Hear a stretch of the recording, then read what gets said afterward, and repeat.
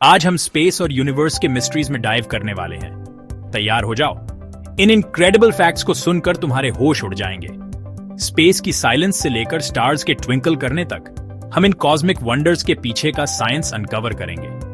तो कमर कस लो, space cadets और Cosmos की इस अमेजिंग जर्नी के लिए तैयार हो जाओ। बताओ ना, स्पेस में आवाज क्यों नहीं सुनाई देती? मूवीज में देखा है ना, स्पेसशिप्स कैसे जोरदार धमाके से फटते हैं, लेकिन असल में स्पेस एकदम शांत होता है, डरावना सा शांत। ऐसा इसलिए क्योंकि साउंड वेव्स को ट्रैवल करने के लिए कोई मीडियम चाहिए होता है, जैसे हवा या पानी। स्पेस जो है वो लगभग परफेक्ट वैक्यूम है, मतलब ज्यादातर खाली।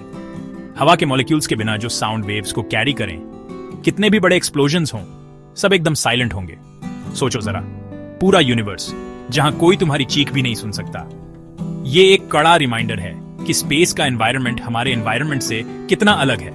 तो अगली बार जब तुम कोई स्पेसशिप देखो जो किसी दूर गैलेक्सी में बैटल कर रहा हो, याद रखना कि स्पेस के वैक्यूम में वो एक साइलेंट मूवी जैसा होता है। ये बताओ कि एस्ट्रोनॉट स्पेस में क्यों फ्लोट करते हैं? कभी पंख की तरह एफर्टलेसली फ्लोट करने का सपना देखा है? तो इंटरनेशनल स्पेस स्टेशन पर रहने वाले एस्ट्रोनॉट्स हर रोज ये सपना जीते हैं। लेकिन ऐसा इसलिए नहीं है कि स्पेस में ग्रेविटी नहीं होती। एस्ट्रोनॉट्स के फ्लोट करने का रीजन ये है कि वो कांस्टेंट फ्री फॉल की स्टेट में होते हैं। सोचो, तुम एक रोलर कोस्टर पर हो जो एक स्टीप ड्रॉप से नीचे जा रहा है। तुम्हें वो वेटलेस वाली फीलिंग आती है ना? वही तो फ्री फॉल है। और अर्थ का चक्कर लगाते हुए एस्ट्रोनॉट्स हर समय यही एक्सपीरियंस करते हैं। बेसिकली वो अर्थ की तरफ गिर रहे होते हैं, लेकिन उनकी फॉरवर्ड वेलोसिटी इतनी ज्यादा होती है कि वो अर्थ को मिस करते रहते हैं और हमारे प्लेनेट का चक्कर लगाते रहते हैं। इससे वेटलेसनेस या माइक्रोग्रेविटी वाली फीलिंग आती है, जिससे एस्ट्रोनॉट्स फ्लोट कर सकते हैं, फ्लिप कर सकते हैं और पानी के फ्लोटिंग ब्लॉब्स के पीछे भी भाग सकते हैं। अगर आपको ऐसे tell me why amazing facts मजेदार लग रहे हैं तो प्लीज हमारे चैनल को सब्सक्राइब करें, वीडियो को एंड तक देखें और नीचे कमेंट करें। तो बताओ, वीनस इतना हॉट क्यों है? वीनस हमारा सबसे करीबी प्लैनेटरी नेबर, एक ऐसी जगह है जहां झुलसाने वाली गर्मी और दबा डालने वाला प्रेशर है।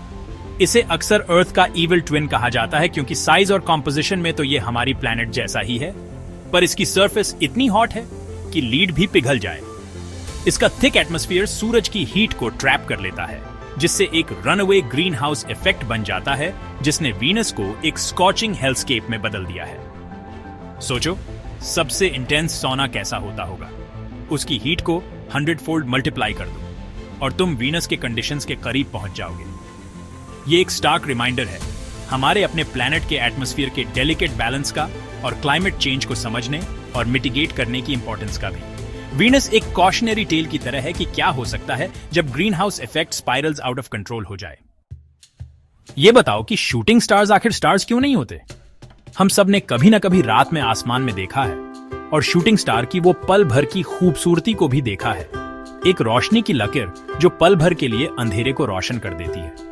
लेकिन उनके नाम के बावजूद ये आसमानी अजूबे असल में स्टार्स बिल्कुल नहीं होते। असल में शूटिंग स्टार्स स्पेस डिब्री के छोटे छोटे टुकड़े होते हैं, अक्सर रेत के एक दाने से भी छोटे, जिन्हें मीटियोरॉइड्स कहते हैं। ये कॉस्मिक ट्रैवलर स्पेस में बहुत तेज स्पीड से घूमते हैं और जब ये अर्थ के एटमॉस्फेयर से टकराते हैं तो एक स्पेक्टेकुलर लाइट शो बनाते हैं। ज्यादातर मीटियोरॉइड्स तो एटमॉस्फेयर में ही पूरी तरह जल जाते हैं और पल भर के लिए एक आसमानी चमक पैदा करते हैं। तो अगली बार जब तुम कोई शूटिंग स्टार देखो तो याद रखना कि तुम एक छोटे से स्पेस ट्रैवलर का झलकर खत्म होना देख रहे हो, एक कॉस्मिक आतिशबाजी जो फिजिक्स के नियमों से चलती है। बताओ ना कि हम चांद का एक ही साइड क्यों देखते हैं?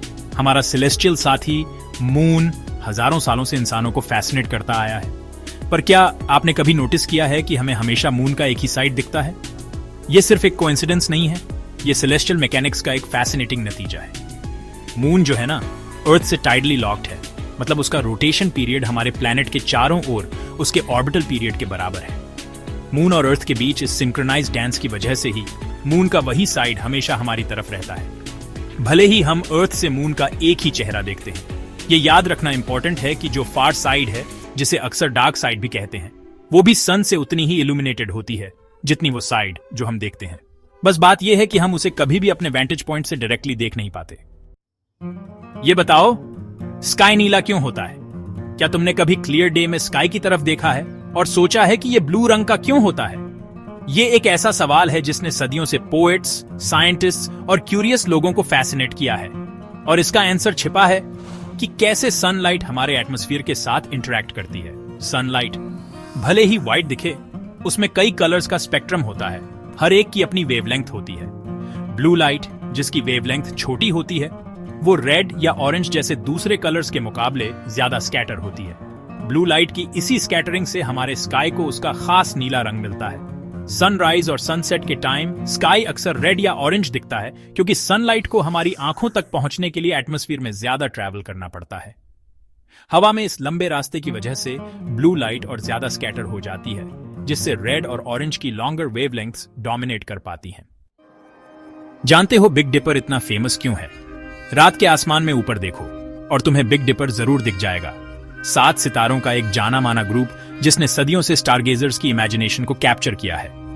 लेकिन बिग डिपर कोई कॉन्स्टलेशन नहीं है, यह एक एस्टेरिज्म है, सितारों का एक पहचाना जा सकने वाला पैटर्न जो एक बड़े कॉन्स्टलेशन का हिस्सा है। बिग डिपर अर्सा मेजर का हिस्सा है, जिसे ग्रेट बेयर भी कहते हैं, और इसके साथ चमकदार सितारे उस बेयर की पूंछ और पिछला हिस्सा बनाते हैं। बिग डिपर के कप के आखिर के 2 सितारे सीधे पोलरिस की तरफ पॉइंट करते हैं, जो नॉर्थ स्टार है। पोलरिस पोजीशन्ड है लगभग अर्थ के नॉर्थ पोल के ठीक ऊपर, जिससे यह डायरेक्शन पता करने के लिए एक बेशकीमती टूल बन जाता है। तो अगली बार जब तुम रात के आसमान को देखो, बिग डिपर को लोकेट करो और उसके पॉइंटर स्टार्स को फॉलो करके पोलरिस तक पहुंचो। मुझे बताओ कि एस्टेरॉइड्स एक प्लेनेट क्यों नहीं बनाते? मार्स और जुपिटर के ऑर्बिट्स के बीच हमारे सोलर सिस्टम का एक ऐसा रीजन है जहां लाखों रॉकी रेमनेंट्स भरे पड़े हैं। हमारे सोलर सिस्टम के शुरुआती दिनों से एस्टेरॉइड बेल्ट, ये स्पेस रॉक्स जिनका साइज छोटे छोटे पेबल्स से लेकर ड्वार्फ प्लैनेट्स तक होता है, ये उस प्लैनेट फॉर्मेशन प्रोसेस के लेफ्टओवर्स हैं जो बिलियंस ऑफ ईयर्स पहले हुआ था। जुपिटर की जबरदस्त ग्रेविटी एक कॉस्मिक शेपर्ड की तरह काम करती है, जो एस्टेरॉइड्स को आपस में जुड़ने और एक बड़ा बॉडी बनाने से रोकती है। इसके बजाय जुपिटर की ग्रेविटी एस्टेरॉइड बेल्ट में हलचल मचा देती है, जिससे एक कायोटिक एनवायरनमेंट बन जाता है जहां कॉलिजन्स अक्सर होते रहते हैं। ये कॉलिजन्स एस्टेरॉइड्स को स्पेस में तेजी से उछाल सकते हैं, कभी कभी ऐसे ट्रेजेक्टरीज पर जो अर्थ के ऑर्बिट को इंटरसेक्ट करते हैं। एस्टेरॉइड्स को स्टडी करके साइंटिस्ट उन कंडीशंस के बारे में क्लूज जोड़ सकते हैं जो हमारे प्लैनेटरी नेबरहुड के फॉर्मेशन के टाइम पर थीं। ये बताओ कि हम मिल्की वे को क्यों देख सकते हैं? एक क्लियर डार्क रात में सिटी लाइट से दूर तुम लकी हो सकते हो कि तुम्हें आसमान में एक फेंट बैंड ऑफ लाइट दिखे जो तारों की नदी जैसा फैला हो। वही मेरे फ्रेंड्स है मिल्की वे, हमारा गैलेक्टिक होम। हमारा सोलर सिस्टम मिल्की वे के स्पाइरल आर्म्स में से एक में बसा है, गैलेक्टिक सेंटर से लगभग 2/3 बाहर की तरफ। मिल्की वे में हंड्रेड्स ऑफ बिलियंस तारे हैं और जो फेंट बैंड ऑफ लाइट हम देखते हैं वो काउंटलेस तारों की कंबाइंड ग्लो है, जो इतने दूर हैं कि उन्हें इंडिविजुअली अपनी आंखों से नहीं देखा जा सकता। ये एक हम्बलिंग रिमाइंडर है हमारी गैलेक्सी की वास्टनेस का और उसमें हमारी प्लेस का। बताओ जरा, प्लैनेट्स टिमटिमाते क्यों नहीं है? क्या तुमने कभी नोटिस किया है कि स्टार्स तो टिमटिमाते हैं जबकि प्लैनेट्स आमतौर पर एक स्थिर रोशनी से चमकते हैं? ये एक छोटा सा फर्क है, लेकिन इससे इन आसमानी चीजों के नेचर के बारे में बहुत कुछ पता चलता है। और हम उन्हें धरती से कैसे देखते हैं? स्टार्स, वो जो दूर जलती हुई गैस के गोले हैं, इतने ज्यादा दूर हैं कि हमारी रात के आसमान में वो बस रोशनी के छोटे छोटे डॉट जैसे दिखते हैं। उनकी लाइट को धरती के हलचल भरे एटमॉस्फेयर से गुजरना पड़ता है, जो एक बहुत बड़े लेंस की तरह काम करता है, स्टारलाइट को मोड़ता और बिगाड़ता है। स्टारलाइट का ये लगातार मुड़ना और हिलना डुलना उसे ऐसा दिखाता है जैसे वो टिमटिमा रहा हो। प्लैनेट्स दूसरी तरफ स्टार्स के मुकाबले धरती के बहुत ज्यादा पास होते हैं। उनका ये जो बड़ा साइज दिखता है, इसका मतलब है कि उनकी लाइट पर एटमॉस्फेयर की गड़बड़ का कम असर होता है। तो जहां स्टार्स दूर के जुगनुओं की तरह टिमटिमाते हैं, वहीं प्लैनेट्स ज्यादा स्थिर और बिना हिले डुले चमकते हैं। देखने के लिए थैंक्स।